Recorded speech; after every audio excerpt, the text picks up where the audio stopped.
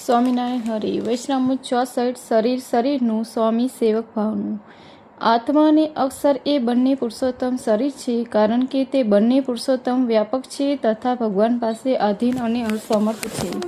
દ્રશ્યો જે જડમાયા અને દ્રષ્ટા જે આત્મા, એ બંનેના દ્રષ્ટા જે ભગવાન હેત સાકાર અને દિવ્ય જાણી ભક્તિ ઉપાસના કરે છે તે ભગવાનના સામર્થ્ય પ્રમાણે પામે છે. સ્વામિનારાયણ હરિ સંવત 1876 ફાગણ વદી 9મીને દિવસે સ્વામી શ્રી સહજાનંદ મહારાજ શ્રી ગઢડા મધ્યે દાદા ખાચરના દરબારમાં ઉગમને 12 ઓડાને ઓસરી ઢોલિયા ઉપર બિરાજમાન હતા અને ધોરો ખેસ પહેર્યો હતો અને ધોરી છેડાનો ખેસ ઓઢ્યો હતો અને મસ્તકે હીરકોણનું ધોતિયું બાંધ્યું હતું ને તુલસીની નવી કંઠની વિશે પહેરી હતી ને મુખારવિંદની આગળ મુનિ તથા દેશ દેશના હરિભક્તોની સભા ભરાઈને બેઠી હતી. વશિષ્ઠજી મહારાજ મુનિએ પ્રશ્ન પૂછ્યો, જે પુરુષોત્તમ એવા જે ભગવાન તેમનું શરીર આત્મા તથા અક્ષર છે, એમ શ્રુતિએ કહ્યું જે તે આત્મા તો સ્વતંત્ર પૂર્ણ છે ને વિકાર રહિત છે, તે આત્માને વિશે કોઈ હેત ઉપાધિ નથી. જેમ ભગવાન માયા થકી પર છે તેમ આત્મા પણ માયા થકી પર છે. એવો જે આત્મા તે કઈ રીતે ભગવાનનું શરીર કહેવાય છે ને જીવનું શરીર તો જીવ થકી અત્યંત વિલક્ષણ છે ને વિકારવાન છે ને દેહ જે જીવ તે તો નિર્વિકાર છે, માટે દેહને તો અત્યંત વિલક્ષણપણું છે. તેમ પુરુષોત્તમને પુરુષોત્તમના શરીરને વિશે અત્યંત વિલક્ષણપણું જોઈએ તે કહો, કેમ વિલક્ષણપણું છે? પછી સર્વમુનિએ જેની જેવી બુદ્ધિ તેને તેવો ઉત્તર કર્યો, પણ અર્થાત ઉત્તર કોઈ થકી થયો નહીં.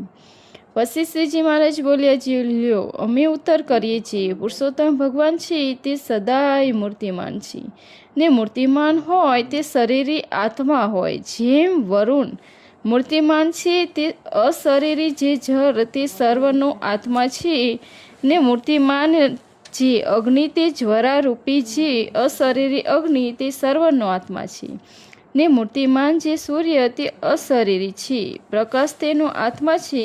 તેમ અશરીરી જે બ્રહ્મ તેના મૂર્તિમાન જે પુરુષોત્તમ ભગવાન તે આત્મા છે.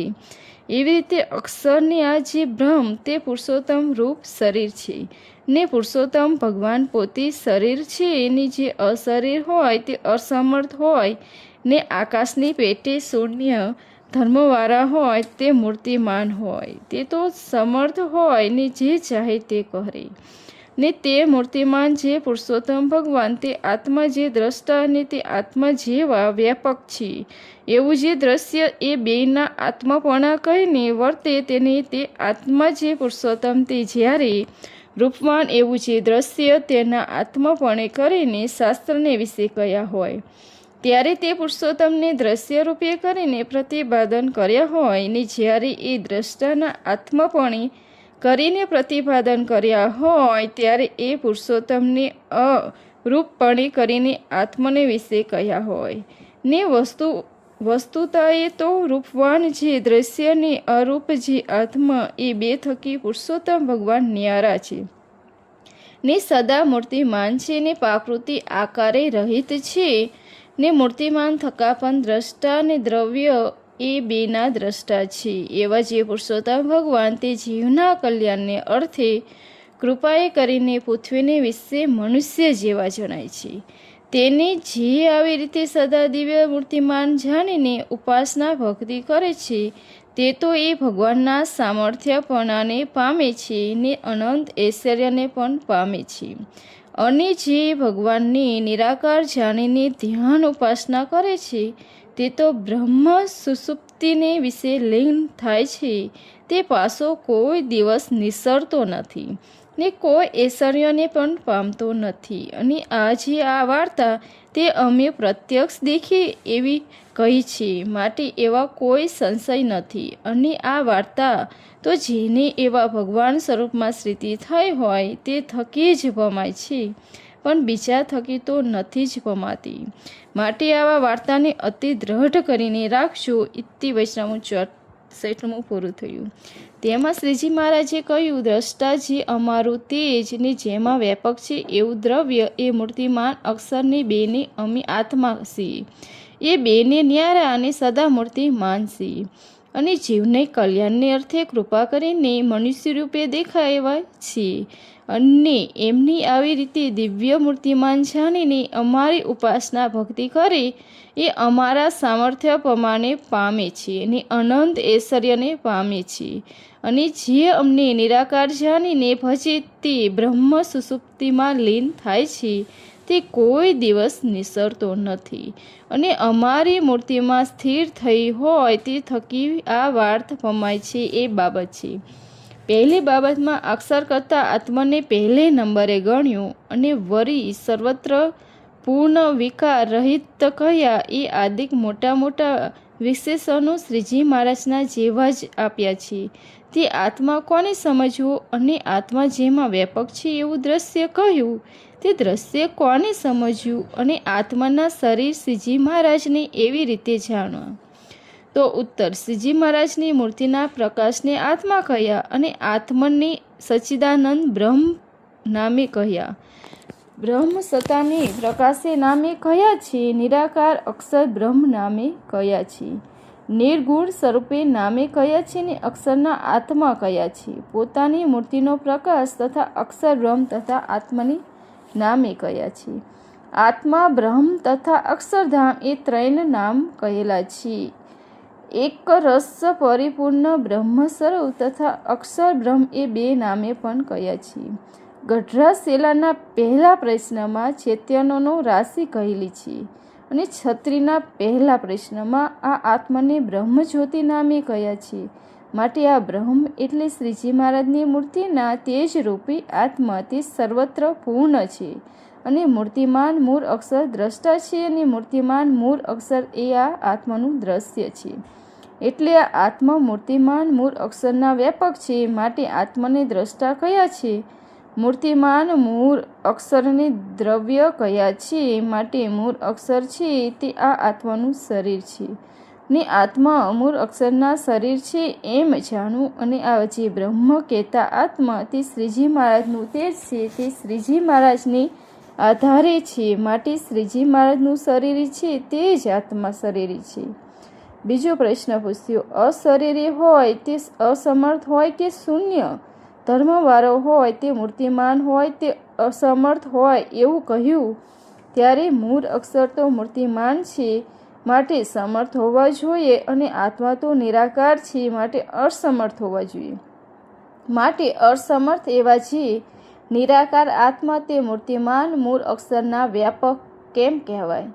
તો ઉત્તર, જે મૂર્તિનું તેજ હોય તે મૂર્તિ આગળ અસમર્થ હોય પણ એથી જે ઓરા હોય તેનાથી તો સમર્થ હોય અને તેને આધારે વ્યાપકની વિનાયક હોય. માટે શ્રીજી મહારાજનું તેજ શ્રીજી મહારાજ આગળ અસમર્થ છે પણ મૂળ અક્ષર તો આધાર છે અને વ્યાપકની નિયતા છે અને મૂળ અક્ષરનું તેજ મૂળ અક્ષરથી મૂર્તિ આગળ અસમર્થ છે. પણ વાસુદેવ બ્રહ્મનું નિયતા આધાર અને વ્યાપક છે અને વાસુદેવ બ્રહ્મ તેજ તે વાસુદેવની મૂર્તિ આગળ અસમર્થ છે. પણ મૂળ અક્ષરનું નિયતા અને આધાર તે વ્યાપક છે માટે કારણ આગળ અસમર્થ કહ્યું તે પણ કાર્ય આગળ તો સમર્થ જ છે. ત્રીજો પ્રશ્ન પૂછ્યો, દ્રશ્ય અને દ્રષ્ટા કોને કોને કહેવાતા હશે? તો ઉત્તર, દેહના દ્રશ્ય અથવા શરીર કહેવાય અને દેહને ધારણ કરનારા ચૈતન્ય વર્ગ જે જીવાત્મા તેને દેહના શરીરી દ્રષ્ટા તથા આત્મા કહેવાય. અને ચૈતન્ય જીવ વર્ગને ધારણ કરનારું જે મૂળ અક્ષરનું તેજ તેને જીવ વર્ગનું શરીરી દ્રષ્ટા તથા આત્મા કહેવાય. અને મૂર્તિમાન મૂળ પુરુષને ચૈતન્યને જીવ વર્ગના પરમાત્મા કહેવાય. અને વાસુદેવ બ્રહ્મને તેજને તેને મૂર્તિમાન મૂળ પુરુષોત્તમનું શરીર દ્રષ્ટા તથા આત્મા કહેવાય. અને મૂર્તિમાન વાસુદેવ મૂળ પુરુષોત્તાદિકને પરમાત્મા કહેવાય. અને મૂળ અક્ષર તેજને વાસુદેવ બ્રહ્મ આદિકનું શરીરી આત્મા તથા દ્રષ્ટા કહેવાય. અને મૂર્તિમાન મૂળ અક્ષરને વાસુદેવ આદિકના પરમાત્મા કહેવાય. અને શ્રીજી મહારાજનું તેજ છે તેને મૂળ અક્ષરાદિકનું શરીર દ્રષ્ટા તથા આત્મા કહેવાય. અને મૂર્તિમાન પુરુષોત્તમ શ્રી સ્વામિનારાયણ તેમને મૂર્તિમાન મૂળ અક્ષરાદિક સર્વના પરમાત્મા કહેવાય. ચોથો પ્રશ્ન આ ઉપર કહ્યા છે સર્વને એકબીજાના ઉપરીના દર્શન થતો હશે કે નહીં? તો ઉત્તર જીવ વર્ગ તો માયાબંધ છે, તેથી મૂળ અક્ષર તેજને જે જીવને વચ્ચે માયાનો પડદો છે, માટે જીવ વર્ગને મૂળ પુરુષના તેજનું દર્શન ન થાય. ને મૂળ પુરુષ તથા વાસુદેવ બ્રહ્મ સભામાંથી ઉઠ્યા છે એના કાર્યનો પ્રલય થાય છે, ત્યારે વાસુદેવ સમીપ રહે છે અને વાસુદેવ બ્રહ્મના તથા મૂળ અક્ષરના ધામ જુદા જુદા છે ને અચર છે, એમને પોતપોતાના ઉપરી પાસે આવવા જવાની ગતિ નથી, માટે વાસુદેવ બ્રહ્મને મૂળ અક્ષર તેજ દ્વારે દર્શન થાય છે અને મૂળ અક્ષરને શ્રીજી મહારાજનું તેજ દ્વારે દર્શન થાય છે. જેમ સમુદ્રને વિશે જંતુ રહ્યા છે તે ઝરને દેખે છે પણ વરુણને દેખતા નથી, તેમ જેમ સૂર્યને પ્રકાશને વિશે મનુષ્યને પશુ પક્ષી આદિ સર્વ રહ્યા છે તે સર્વના તેજને દેખે છે પણ સૂર્યની મૂર્તિને દેખતા નથી, તેમ જેમ વાલ્ખિલ્ય ઋષિ સૂર્યના સમીપ રહ્યા થકા સૂર્યના દર્શન કરે છે, તેમ શ્રી સ્વામિનારાયણ પરમ એકાંતિક મુક્ત તે સાક્ષાત શ્રી સ્વામિનારાયણ ભગવાનના દર્શન કરે છે અને અનાદિ મુક્ત શ્રી સ્વામિનારાયણ ભગવાનની મૂર્તિમાં રહ્યા થકા સુખ ભોગવે છે. આ વાત અમે નજરે જોઈને યથાર્થ જેમ છે તેમ કહીએ છીએ.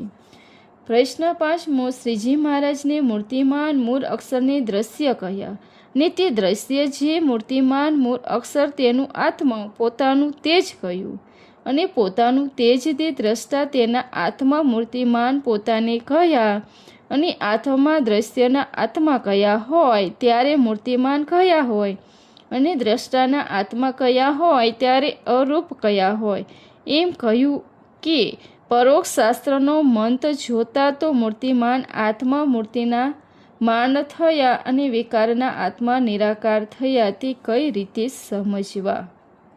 તો ઉત્તર પરોક્ષ શાસ્ત્રમાં મૂળ પુરુષ પુરુષોત્તમને માયા થકી થયું.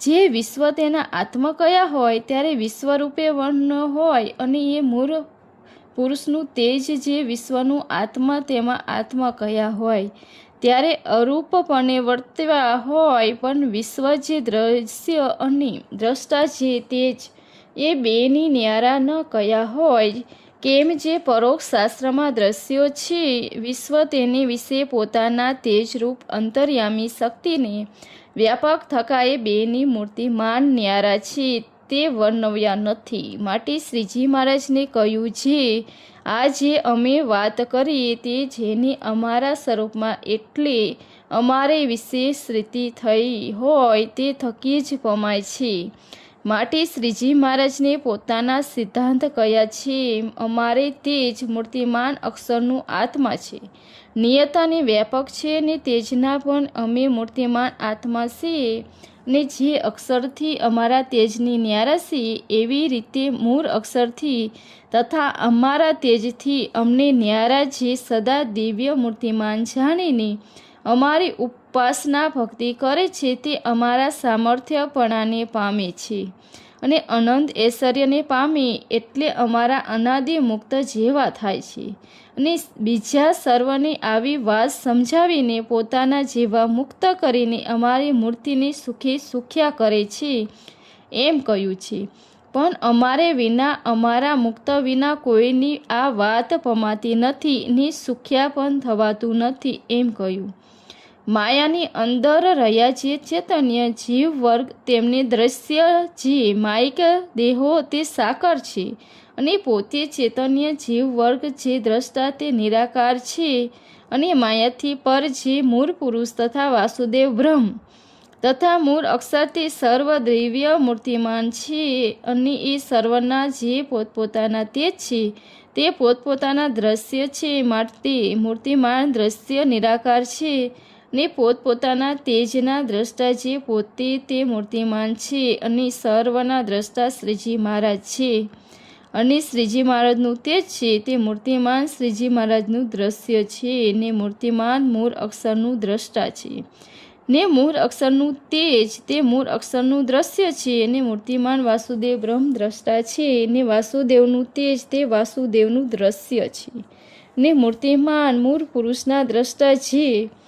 મૂળ પુરુષનું તેજ તે મૂળ પુરુષના દ્રશ્ય છે. એ મૂળ માયાની અંદર રહ્યા છે. સર્વ ચૈતન્ય જીવ વર્ગ તેનું દ્રષ્ટા છે. અને એ જીવ વર્ગ સર્વ નિરાકાર છે, પોતપોતાના દેહના દ્રષ્ટા છે, કેમ કે તેને વિશે દેહી ભાવ છે. પ્રશ્ન 6. ત્રીજી બાબતમાં ભગવાનને નિરાકાર જાણીને ધ્યાન ઉપાસના કરવાનો બ્રહ્મ સુષુપ્તિમાં લીન થાય છે એમ કહ્યું છે. તે બ્રહ્મ સુષુપ્તિ કઈ જાણવી? ઉત્તર. અહીં સાધનકારમાં ભગવાન અવતાર થયા છે તેને સગુણ જાણીને ધ્યાન ભજન ઉપાસના ભક્તિ કરતો હોય અને એમની આજ્ઞામાં યથાર્થ વર્તો હોય ને શાસ્ત્રમાં કયા જે વિધિ નિવિધની યથાર્થ પાડતો હોય પણ નિર્ગુણ સ્વરૂપથી તો નિરાકાર છે એમ જાણતો હોય તે ભગવાનને મૂળ પુરુષના તેજની પર જાણી શકે નહીં. માટે તે મૂળ પુરુષના તેજમાં જર પાસાના વત લીન થાય છે, પણ તેથી પણ નિરાકાર સમજનારની ગતિ નથી ને તેજને આ ઠેકાને બ્રહ્મ સુષુપ્તિમાં કહી છે. અને જે ભગવાનને કેવલ નિરાકાર જાણે છે તે પૃથ્વીને વિશે ભગવાનના અવતાર થાય છે તેનું ભજન ચંદન કરતા નથી ને તે સુષુપ્તિ વેદાંત તો નારકી જાય છે. ઇતિ વૈષ્ણવ ગઢડા પ્રથમનું 64મું પૂરું થયું. સહેજાનંદ સ્વામી મહારાજની જે. લાઇક, શેર વ સબસ્ક્રાઈબ. જય સ્વામિનારાયણ. Thank you.